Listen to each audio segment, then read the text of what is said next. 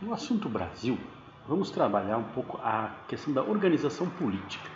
Antes de falar especificamente do Brasil, vamos trabalhar os chamados conceitos políticos. Quais são eles? Bom, o conceito de Estado, né? O que é o Estado? Estado no sentido de órgão público que representa e organiza e dá assistência à população e suas necessidades. Bom, dentre esses órgãos está o governo. O governo, a gente confunde Estado e governo. O Estado é uma coisa fixa, composta por instituições, enquanto o governo ele é uma instituição pública administrativa composta por representantes transitórios, geralmente escolhidos por eleições diretas ou indiretas. Então, o governo é quem administra, mas é uma coisa temporária. O Estado é constante.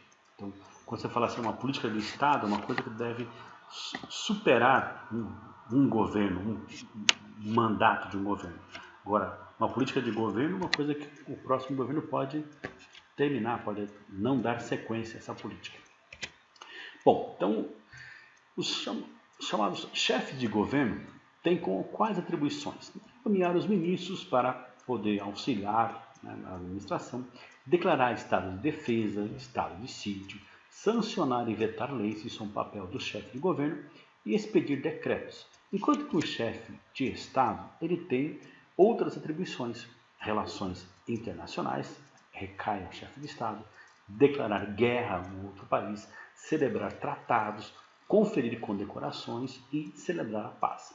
Então, em muitos casos, o chefe de governo e o chefe de Estado é apenas uma única pessoa, né? Tem os chamados sistemas e formas de governo, que nós vamos ver já já. Bom, então, são coisas que podem ser feitas ou por duas pessoas ou por mais do que uma, ou por apenas uma pessoa. Então vamos lá, né? A divisão institucional do poder, né? Formas de Estado. Já tem o Estado, tem as formas de governo, tem os sistemas de governo e tem os regimes de governo. Então vamos lá. Estado pode ser unitário quando existe apenas uma única unidade de poder sobre o território. Então, muitos países não têm nenhum tipo de divisão do seu território, é apenas um Estado que representa toda essa unidade. E tem a federação, no caso do Brasil. O Brasil é uma federação, quando existe várias unidades de poder sobre o território. Então, acaba tendo uma divisão do poder.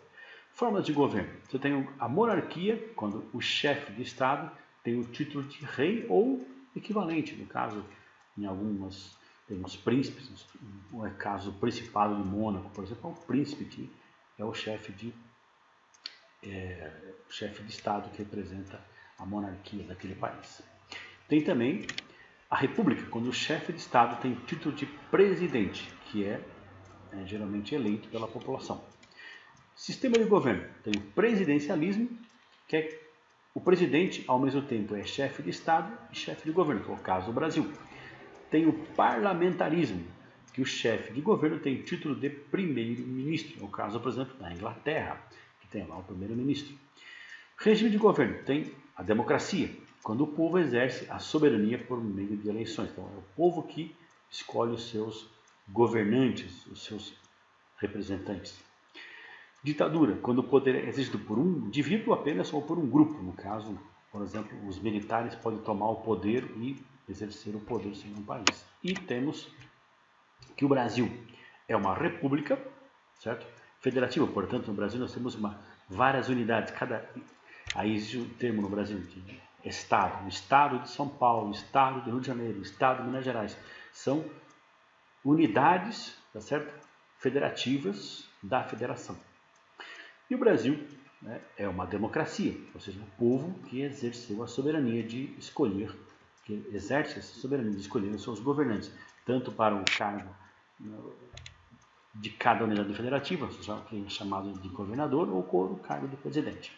Então vamos trabalhar agora como é que se organiza, né, o poder executivo no Brasil. Bom, funções: administrar a coisa pública, aplicar e propor novas leis. Então essa é a função do Poder Executivo. Estrutura-se em três esferas, na chamada esfera federal, o cargo, né, máximo é de presidente, que tem um vice que o substitui em alguns momentos, e esse presidente ele escolhe ministros para cada, digamos assim, cada departamento, cada pasta. Então, o Palácio do Planalto, na cidade de Brasília, é a sede do Poder Executivo Federal no Brasil, onde lá fica o presidente. E aqui a Esplanada dos Ministérios, esse conjunto de prédios, onde ficam os ministérios, onde ministros são escolhidos pelo presidente. Agora, existe uma esfera que é uma esfera estadual. Aí, no caso, quem exerce o poder é o governador e o seu vice, que o substitui quando é necessário. E aí ele nomeia secretários. E tem a esfera municipal, que é o prefeito com o vice-prefeito e os seus secretários. Então, cada estado tem o seu governador, cada município tem o seu prefeito. No Brasil, são mais de 5.000 prefeitos, são 27 governadores e um presidente. Bom, como é que se chega a esse cargo, né, de presidente, governador e prefeito? Através de voto popular, voto direto. Então, os vices também são, no Brasil, a legislação obriga que o presidente e o vice formem uma chapa única. Então, o presidente, governador, prefeito e os seus vices alcançam esse poder através do voto direto e majoritário. O mandato no Brasil, na atual Constituição, é de 4 anos. E eles podem ser reeleitos apenas uma vez consecutiva. Então, um presidente, um governador, um prefeito não pode ter 3 mandatos consecutivos. Ele tem que se afastar em pelo menos um mandato para depois retornar mais tarde, mas consecutivamente somente 2. Agora, ministros, bem como os secretários, são nomeados, tá certo? Pelo presidente ou pelos governadores e prefeitos. Já o poder legislativo, qual é a função? Elaborar as leis e também fiscalizar a ação do poder executivo. Tanto é que o poder legislativo pode abrir as chamadas comissões parlamentares de inquérito quando eles desconfiam que tem alguma irregularidade na atuação do poder executivo. Estruturas também em 3 esferas. A esfera federal seria no Congresso Nacional, onde você tem lá o parlamento composto por 81 senadores e 513 deputados federais. Na esfera da Assembleia Legislativa, tá certo? Essa esfera estadual, a Assembleia Legislativa, onde lá você tem os chamados deputados estaduais em cada Assembleia Legislativa, cada estado. E a Câmara Municipal, onde ficam os vereadores. Bom, os cargos de senadores, deputados e vereadores são também alcançados por meio do voto direto. O mandato é de 4 anos para deputados e vereadores e de 8 anos para senadores. E aqui não há limite de mandato, ou seja, um deputado, ou um vereador, ou um senador pode se reeleger quantas vezes quiser, quantas vezes for possível para ele também, porque ele se submete às eleições. E os senadores, tá certo? São 81 no total, porque são 3 por cada unidade federativa, como são 27 no Brasil, 27 vezes 3, 81. Totalizando 81. Agora, deputados, tanto federais quanto estaduais, depende do quê? Da quantidade de população que cada estado ou que cada município, no caso o vereador, possui. Então no Brasil nós temos um teto máximo que é de 100 vereadores, que é a cidade de São Paulo. A maior cidade do Brasil, maior população, maior número de vereadores. Então tem um teto, tem um mínimo, se não me engano é de 7 vereadores em municípios pequenininhos, com população pequena. Deputados federais e estaduais também depende da quantidade de pessoas que eles representam. Podem ser mais ou menos por cada estado. Tem estados, por exemplo, para ser eleito deputado, você precisa de muitos votos. Já outros estados, bem menos votos. E o poder judiciário é aquele que tem a função de garantir o respeito às leis e intermediar conflitos quando eles ocorrem.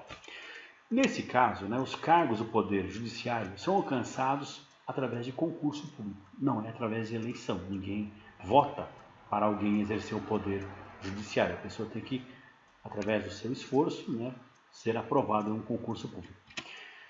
E tem os chamados direitos específicos. Por exemplo, quando ocorre um crime militar, é julgado pelo Superior Tribunal Militar, o STM. A questão da justiça comum, onde todos os cidadãos estão submetidos, é o STJ, Superior Tribunal de Justiça, mas tem também o Tribunal Superior do Trabalho, que é quando ele julga questões ligadas ao vínculo empregatício. Quando alguma pessoa reclama um direito trabalhista, ele reclama isso à Justiça do Trabalho. E tem também o Tribunal Superior Eleitoral, que vai julgar questões ligadas ao processo eleitoral, às eleições em um país, quando ocorrem tanto no âmbito federal, estadual, quanto também municipal. E esses três aqui apresentam subdivisão regional. Então existe o TRE, que é o regional, e o TSE, que é o superior. Tem o TRT, que é o Tribunal Regional do Trabalho, e o TST. Bom, qual é a maior hierarquia do Poder Judiciário? É o Supremo Tribunal Federal, o STF. Portanto, esse Supremo é composto por 11 ministros, certo?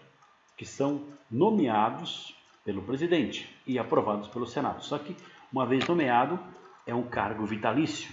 Ele não sai de lá quando o presidente que o nomeou deixa de ser presidente. Ele continua sendo ministro do Supremo Tribunal Federal. Então, é a instância máxima de poder, certo? No Brasil, encarregado de julgar questões constitucionais e também aquelas relacionadas com os outros poderes. Então, recentemente houve no Brasil uma decisão do Supremo Tribunal Federal com relação à prisão em segunda instância, que foi algo muito debatido no Brasil, que eles decidiram que não pode se prender alguém que não tenha todos os recursos julgados. E o último recurso sempre será justamente quem? O Supremo Tribunal Federal. Tem algumas decisões, certo? Que cabe recurso para o réu, certo? Sendo condenado por um tribunal regional, que vai ao Tribunal Superior, depois vai até ao Supremo Tribunal Federal. Então, são as chamadas 3 instâncias em que você pode ser julgado, certo? Então, sobre esse assunto, né, de organização política no Brasil, mas para deixar algumas coisas esclarecidas aí. É sempre bom estar se informando, né, das decisões do Supremo Tribunal Federal, quem são os membros, né, do Supremo Tribunal Federal. São 11 para que não haja empate, né? Um deles é o presidente do Supremo Tribunal Federal e os cargos de presidente, senador, eles também se alteram ao longo do tempo. Então não vale a pena a gente ficar citando nomes aqui no caso, tá certo? Então espero ter contribuído para vocês com esse assunto aí. Abraço, até mais. Tchau, tchau.